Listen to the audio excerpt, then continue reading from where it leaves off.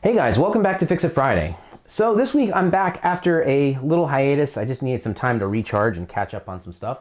But yeah, now I'm back, and today we are going to be working on the Nintendo Wii. So to me, it feels weird to even consider this a retro console, but it totally is. It came out all the way back in 2006, and we're not that far from this thing being 20 years old, and I can't really believe that.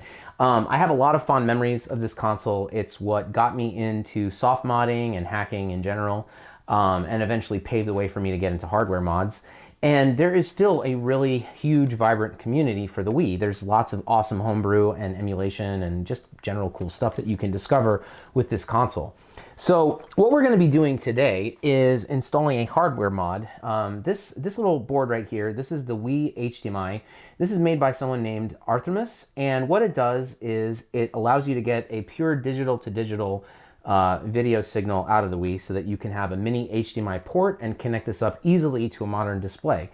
There used to be a product called the Wii Dual, which did something very similar. However, that product has been out of stock and is no longer being made for quite some time now. So it's really nice to see that we have a solution now to get a pure digital solution out of the Wii.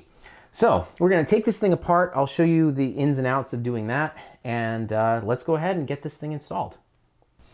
Okay, so I've got the Nintendo Wii on the bench, and we're going to go ahead and take this apart. And I'm actually going to go through this with you because taking the Wii apart is actually kind of annoying. There are a lot of different screws, a lot of different pieces and steps, and it's really easy to lose track of what you're doing. And yeah, you might, misplace or just completely have no clue where to put stuff back if you don't pay attention. I am going to also link to an iFixit guide that goes through this as well if you want pictures and a more step-by-step process. But yeah, let's go ahead and take this thing apart and I'll show you what you do. So first thing I'm going to do is I remove the side panels over here. We've got 3 Phillips that are going to come out. And you'll notice that the one over here is slightly longer than the other 2. So you just got to keep that in mind for reassembly. Now this panel just comes straight off, and we've got 2 Phillips up here. And then we've got 2 tri-wings down here. These are longer than the Phillips.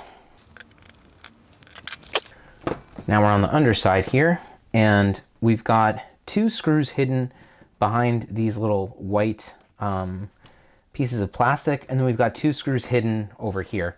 So I use just like a hook kind of tool to pry these off, because you want to reattach them. You can also use something like a fine pair of tweezers to get under there and just pull it off like this too. So that seemed to work a little better. Okay, so those 2 are off, and now we're going to pull these guys off. Okay, so you'll see that we've got 2 small tri-wings here, 2 large tri-wings here.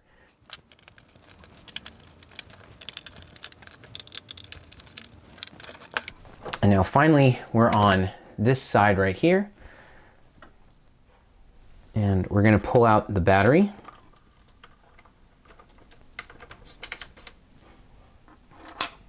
And then we've got 3 hidden screws underneath these plastic pieces. And this is kind of similar to before. You've got 2 Phillips on the top.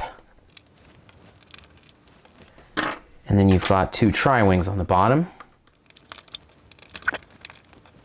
And then hidden underneath this little square is the final screw for opening it. And this is also a Phillips. It's kind of long. And that's all of the outer screws. So again, you just try to keep these things in place. Now the front panel comes off. You'll see there's like a little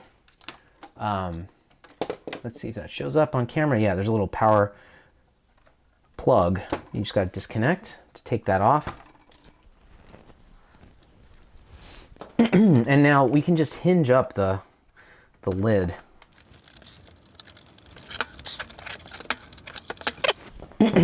This RF shielding is also free over the DVD drive, so we can pull this off too.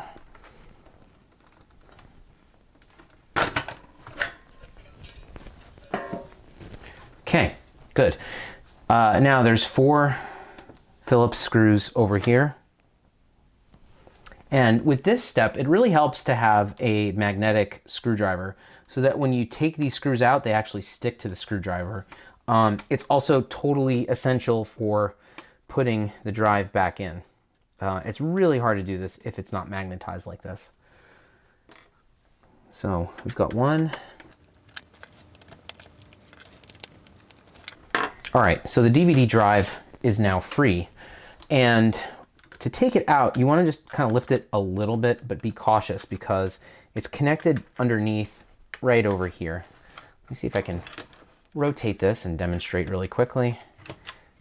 So you can see there's a flex cable, and then there's also this cable here which is connected for power. It's kind of tucked in, so you can just kind of like pull it out of this little storage area right over here where the extra wiring goes. Pull this guy out like so, and then you just flip this bail up and pull out, and now the DVD drive is free. Okay, so now that that's done, there's a few pieces that we can remove. It depends on the hardware revision. They might be a little bit different from each other, but this black plastic piece can come out. This little shielding piece can come out. For some models, there's also an extra bit of shielding here. And so you just have to remove these screws. I think everything from here on out is probably Phillips. So I'm going to go ahead and do that.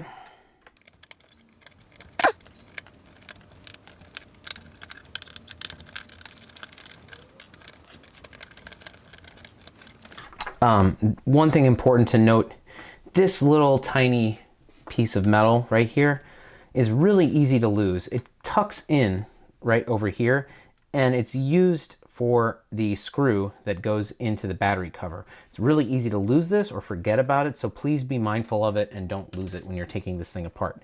So at this point, I tend to keep all these screws together with each removed component. So I'm going to set all that to the side here.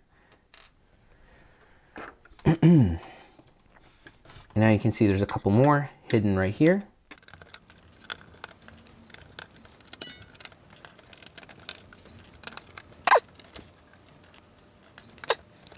All right, so now to remove this black piece, we've got 3 screws, 1, 2, 3.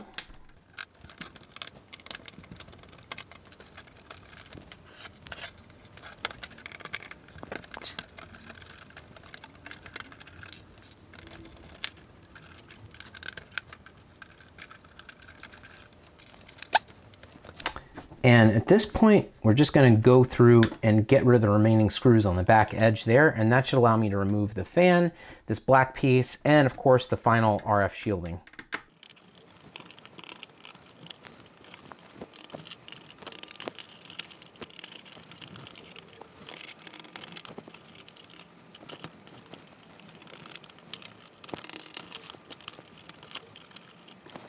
All right, so we're just about there. Just going to take this Wi-Fi module off so I can separate it from everything else.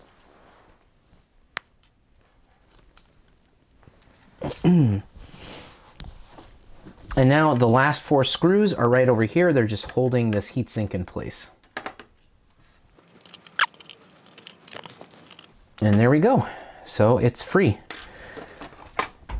Okay, so we've got our Wii motherboard fully detached from everything, and now I have it flipped upside down. So the first thing you want to do before you even get to this point is figure out which version of the hardware you have. To do that, you need to remove the little battery that's on the side of the console, and you'll see a little number located right over here. You can see this one is revision 40. So the Wii HDMI is compatible with all versions of the Wii hardware. But the easiest install, I would say, is with the 40, 50, or 60 revision. Another shortcut is if you find a black Nintendo Wii with GameCube ports, it almost always is going to be a revision 40, so that helps a lot. So as you can see, you've got two boards. You've got the main Wii HDMI board, which is going to sit right over here. And then you also have this second board here. This is where the mini HDMI is going to be located, and it sits right over here. And then finally, you've got a flex cable, which is going to sit right here on the AVE RGB encoder chip. And that's what, of course, makes the connections between the Wii and the Wii HDMI. So the first thing that we're going to need to do here is we have to remove a surface mount capacitor. You can see it right here. It's called C43. And removing it is actually very simple. All you got to do is just take a little bit of solder onto both sides, and you can just kind of swipe it away. There we go. So removing it is pretty easy. And then I'm going to come back in with some solder braid and some flux, and we're going to go ahead and just clean those pads so that they look good and everything stays flat.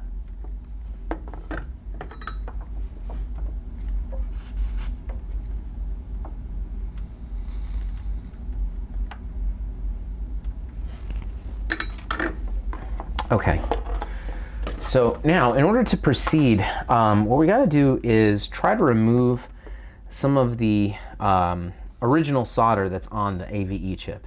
So to just kind of briefly summarize, the Wii is soldered with lead-free solder, and what I'm going to be using here is leaded solder. So you really kind of have two options. One is to use lead-free for the entire installation, but that stuff is harder to work with, and I think it needs higher temperatures. What I'm going to do instead is try to remove all of this lead-free solder on the AVE chip and replace it with leaded solder. So the way to do that is to actually take some leaded solder, run it all along these pins here that we're going to be working with, and then use some solder braid, absorb it all up, and just clean all the pads and replace everything with some fresh leaded solder. So that's what we're going to do next.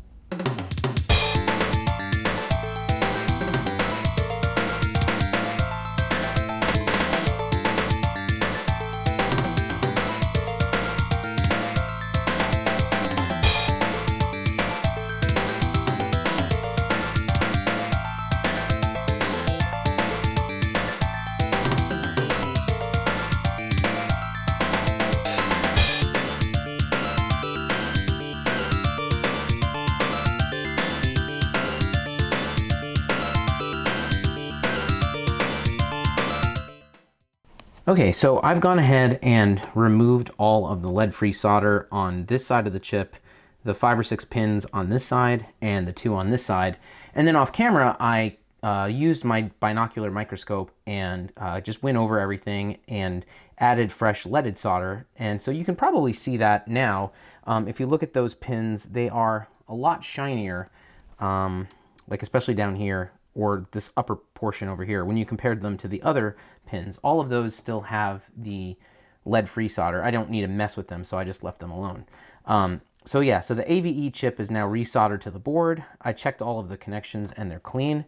So now the most difficult part of the install is here. And so that's going to be taking this flex PCB and soldering it to the AVE chip.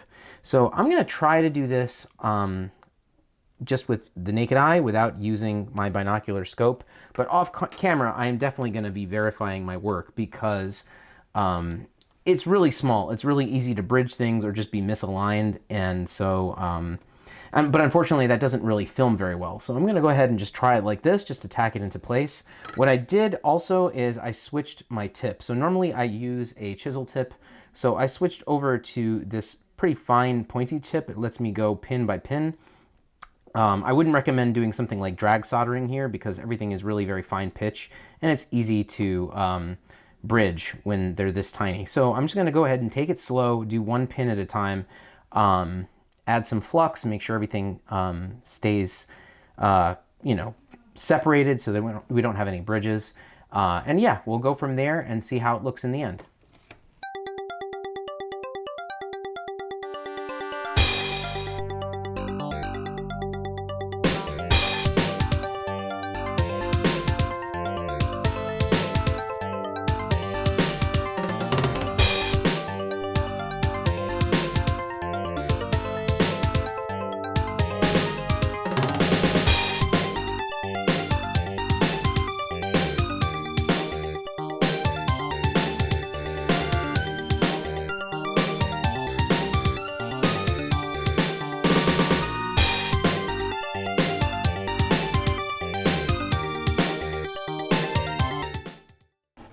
All right, so I've gone ahead and done all of that off camera, and you can see that it's totally soldered into position and all of the pads and pins look nice and clean. So I also went ahead and grabbed some 90% isopropanol and just cleaned the chip and the whole flex PCB so that all of that residual flux is removed. So now that that's done, the next step that we're going to do is actually verify the work by just testing continuity here. So you can see that there's a whole bunch of circular contact pads over here. Those correspond to many of the pins. You can actually follow the traces along and figure out where they go. So for example, I know this one right here should match up to, yeah, it does. It matches up to one of these pins right here. So what I'm going to go ahead and do now is actually just verify my work and make sure that none of these neighboring pins are shorted out with each other, and that if I touch the leg on the AVE chip, I should get continuity when I touch each of these respective pads. So I'm going to go ahead and start working on that, and as long as that all checks out, we're going to continue with the installation.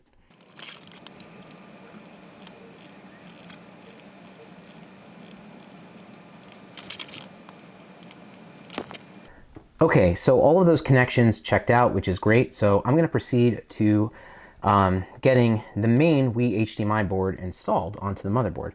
So you can see that I've locked it into position here. It basically fits onto the multi-out port right over here, which offers component video and composite normally. And so what I'm going to do is start by just switching over to some lead-free solder for at least this part of the connection right here. Over here, I'm going to use leaded solder, and I'm just going to connect these castellations to each of the respective pads on the Flex PCB. So I'll start by doing that first, just to make sure everything is aligned. Then I'll go ahead and switch over to the multi-out and start soldering that into place as well.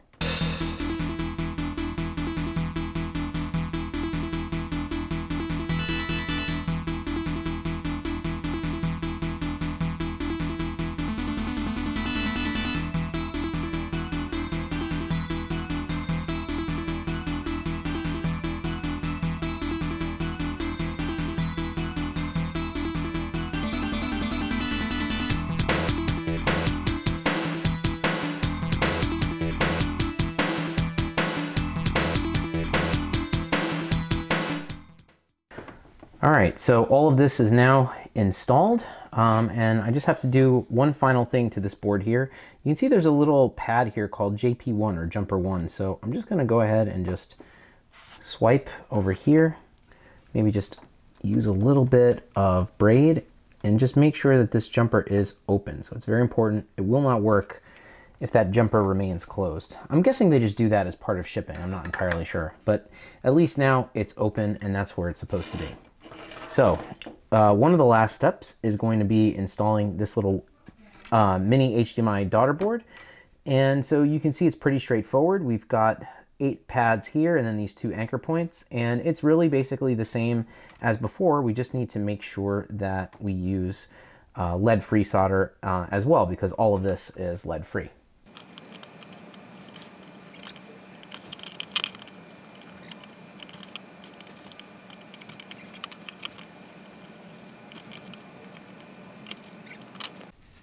All right, so most of the major soldering is complete. So what we're gonna do now is install this little flat flex cable right here.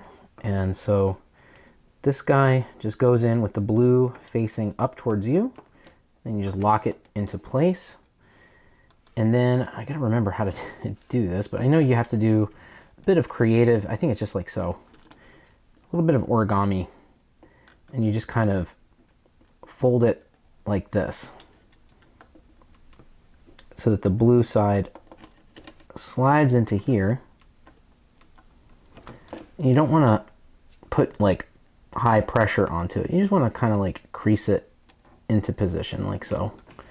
And that's good enough, just like that. All right, so there's only 3 more wires that we need to connect. This is so that we can do the button combination so that we can access the menu, and also for our 3.3 volts, in our ground. So it's these 3 pads right over here. So I'm gonna go ahead and make those connections, and then we're actually done with all of the soldering.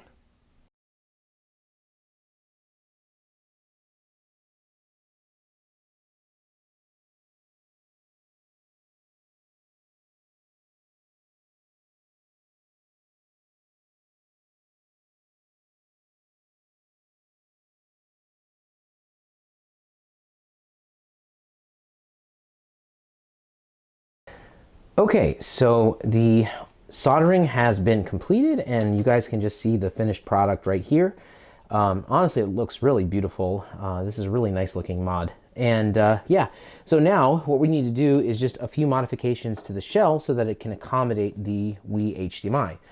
The first thing you've got to do is remove a small little piece of plastic. It used to look exactly like this, and I mistakenly did not film clipping it off. But you know, I just use a flush cutter here and then just clip that piece off. And now that that's out of the way, everything should fit in here just fine. Yeah, there we go. All right, so that's the bottom shell all taken care of. So now we're going to go ahead and move on to the top shell, which needs a lot more modification. Okay, so I've gone ahead and reassembled the console for the most part because now I'm at a point where it makes sense just to test everything and see if it works. Because as you know, it takes quite a lot of time and effort to reassemble this thing, and so it's much better to test now than to actually do all of the reassembly and then test, and then only having to take the Wii apart again, which easily takes like 20 minutes. So I don't have everything set up. I mean, I just have the power, I have the sensor bar, and I have a mini HDMI cable going over to the TV right here. So now if I power on, let's see what we get.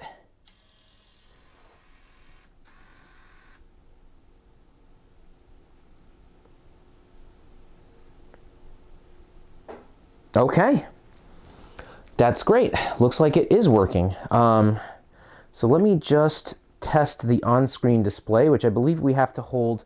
I've got the GameCube controller plugged in here into port 1. And what we got to do is hit LRXY. All right, and the menu pops up. So I know with previous experience with doing GC duals and Wii duals and all that, that the GC video normally has audio disabled. So what I've got to do to enable audio, let me think about this for a moment. I think I got to go here. No, output settings? Yes, output settings. And then I have to change this to enhanced DVI mode as on. And then hit exit, and then hit X to store settings. And there we go. So now let me get out of the homebrew menu, just go to the system menu, and we should have sound at this point. Oh, well, I don't have a Wii remote. We'll see.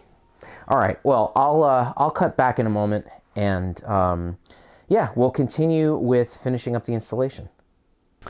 Okay, so now I've taken the top cover and placed it onto the bottom here, and you can see where the mini HDMI ends up being located. And thankfully, this actually makes the cutting very easy because you just have to kind of square it off relative to this little corner right here. So what I'm doing now is I'm just taking this craft knife and running it along the mini HDMI. I'm just kind of scoring where the outer edge of it is. So that way I know where I need to cut, basically. And if I flip it over, yeah, I see that mark right over here into the plastic. So that gives me an indication of where I've got to go. So basically what I'm going to do is probably use a mixture of this craft knife and this little sanding filing tool here and some flush cutters, and use that just to snip off all the excess material so that this thing is flush and we have a nice little port for the mini HDMI. All right, so I'm going to get to that, and then we'll be back in a second with the finished product.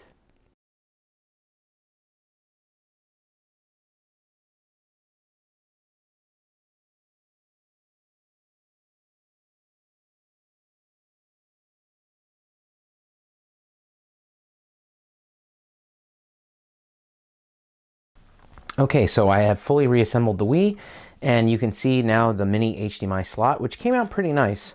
I was a little bit sloppy with my craft knife and ended up cutting myself, but that's how it goes with these things sometimes. All right, so let me go ahead and plug this thing in, and let's try out some games. Okay, so I've got it all plugged in, and I decided to put Smash Brothers Brawl on here because that's always a fun game to play. And as you can see, it looks really, really nice. I I mean, all the colors are really great and vibrant, and the nice thing about this mod too is that you're going to get HDMI not only when you play Wii games, but also if you play GameCube games as well. So it's kind of like you get 2-in-1 with this, and so it's really an excellent plan, especially if you just want to have an easy way to connect this thing to a modern display. All right, so I think that's it for this week's video. If you like this kind of content, then consider subscribing to the channel. I'll have videos out every Friday, and then of course if you have a console that you need repaired or modified, I just reopened my website, which is oneuprestorations.com. All right, guys, thanks so much for watching, and I will see you next week. Bye.